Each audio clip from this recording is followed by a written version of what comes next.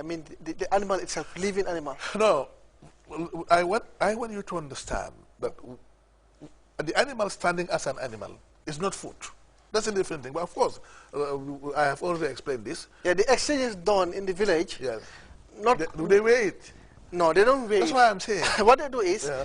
I need it for food. You don't need it for food. Yes. Do you understand? The one I have here is we using it for production. Yeah. Do you understand? Yeah. That's the issue here. What I'm explaining is when you exchange, animal, an unslaughtered animal with another, it's not food anymore. It's animal with another animal. Okay. And like I explained before, insofar as the urf, the custom, or the customary practice and the customary understanding among us is very clear and very straightforward, and there's no one deceiving the other. There's no fraud, no lying, no, hiding any defect. Okay. It becomes acceptable in Islam. Okay. That's a different thing. But once they are slaughtered and now they're reduced to meat, then you call them food. Okay. And because you call them food, now they're of the same variety. Okay. Now, and the same thing also applies to aquatic, that's the fish, all sorts of fish. I'm sure Nyomin Kaman will tell you very well that barracuda is not the same as bonga fish. Yeah. You understand? Quite different. Yes, very different. Market values are different. Yeah, they're different. So but the value is somebody is out there, he doesn't want barracuda. Very obviously. Yeah. You understand? So, but because they belong to the same family, they are one variety. A particular breed can be exchanged with another, but it must be of the same quantity and by direct exchange. Out of birds and all the fowl, or you call them the bird meat, whatever it is. bird and sheep. No, they are not from the same family. So and because they are not from the same family, they can be exchanged. The meat can be exchanged. The meat can be exchanged even if the quantity is not the same, but it must be by direct exchange.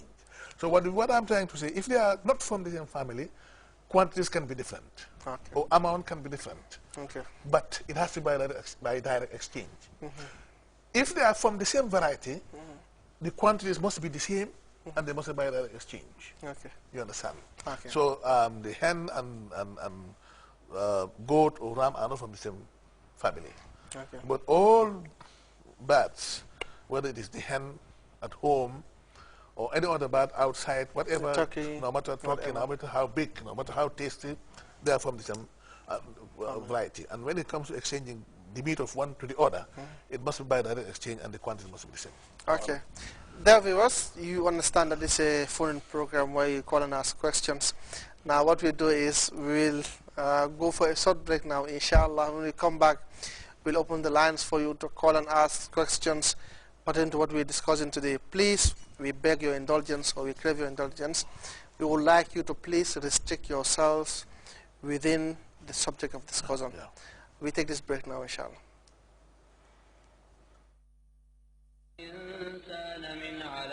اقرأ وربك الأكرم الذي علم بالقلم علم الإنسان ما لم يعلم كلا إن الإنسان ليطغى أن رآه استغنى إن إلى ربك الرجعى أرأيت الذي ينهى عبدا إذا صلى أرأيت إن كان على الهدى أو أمر بالتقوى أرأيت إن كذب وتولى ألم يعلم بأن الله يرى كلا لئن لم ينته لنسفعا.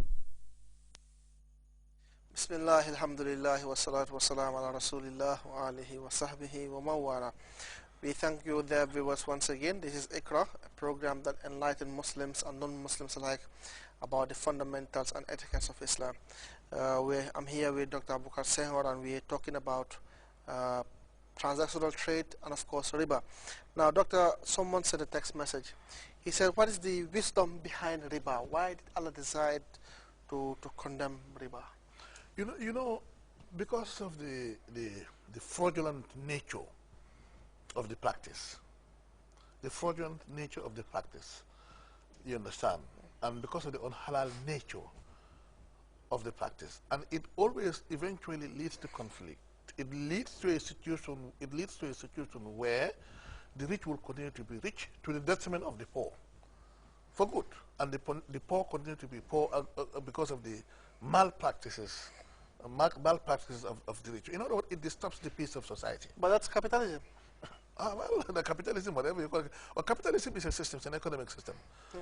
That makes the rich rich yes, and yes. makes the poor poor.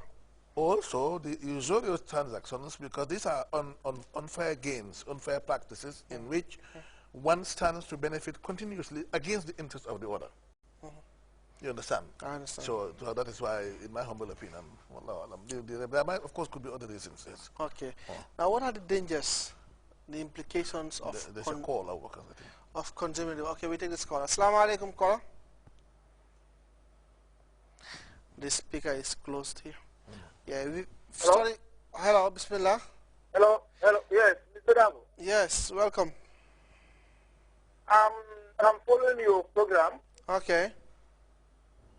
I thank Ustaz and yourself for the wonderful celebration. I'm not getting that clearly. I mean, I thank you for your wonderful deliberation. Thank you. Thank you very much. You touch on riba. Yes. I have a question here. Okay, you're welcome. That is, there are proliferations of credit unions in the country. It's not very... Credit union. Credit union, okay. Exactly. Yes. And I am a teacher. You are a teacher, yeah. Yes, but actually what I observe is that in the schools, you know, Quranic teachers or ustazs take loans. Yeah. And I always find out from them whether it is actually in line with Islam for somebody to take a loan and on top of the loan, when you are repaying the loan, you are asked to pay something on top of the amount that you have taken. Okay. And actually, some of them will tell me that yes, once you are poor, this is a poor country, so you have no option but to take it. Yes. I want to find out from Ustaz whether it is actually, whether somebody is allowed by Islam as a result of poverty to take a loan with interest. Okay, thank you very much. Okay, I think I can understand what you're trying to say. Doctor, you got him? I got him. Okay. I think what he's saying amounts to exploitation, that I need it, but I have no option. I don't have any other way. I need it, so you give it to me, not in accordance with the way that Allah has provided, but in accordance with the way that you want. And that is the way that gives you profit. But look, let me put it this way. Any loan that you put anything on top of it is un-Islamic. What Islam understands and recognizes is if you get, let's say, money, because mostly they are in money, loan. If somebody loan you money, 100,000, you pay back 100,000, period. 1,000, pay back 1,000, period. Okay. You understand? This system he's talking about is, what is the fate of those ustazes who have no choice but to take that loan in order to survive? Well, because the salaries they receive is extremely small. Why ustazes is interesting? Yeah. That is, well, you see, this is a very difficult. It's a very difficult issue, morally speaking, Abu Bakr, and it's highly subjective too. It's an open-ended question. Like, how do I know that that A or B or Abu Bakr or Omar does not have any other option?